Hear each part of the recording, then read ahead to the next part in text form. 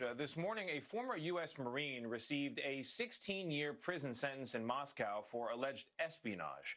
Paul Whelan says he's not a spy, and the Russians set him up to be arrested back in 2018. Elizabeth Palmer is tracking the case that the U.S. ambassador to Russia calls a mockery of justice.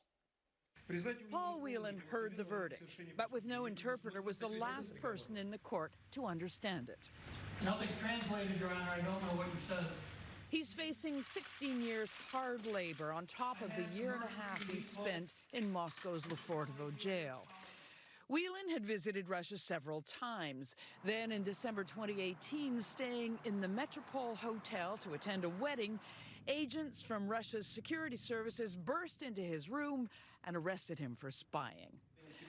Today's verdict is not a surprise, but the U.S. ambassador to Moscow, John Sullivan, says it is an outrage with political consequences.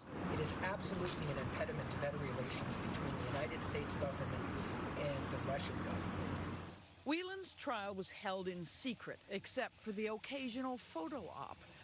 The case against him, he says, was a setup.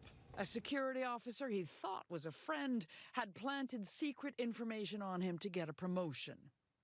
Whelan's brother David says the family's hoping that diplomatic negotiations can now start to get Paul home. What do you want to see next from the American government? Now we expect the administration, the Trump administration, to take the next step. There should no longer be any diplomatic hurdles to have those discussions with the Russian government. Basically, the family believes that the Russians will be willing to exchange Paul for something. The question is what? It could be a couple of very expensive properties the U.S. government confiscated from the Russians in the U.S. in the wake of the election meddling scandal, or it could be a Russian or Russians in American jail. Gail? All right, Elizabeth Palmer reporting from London. Thank you.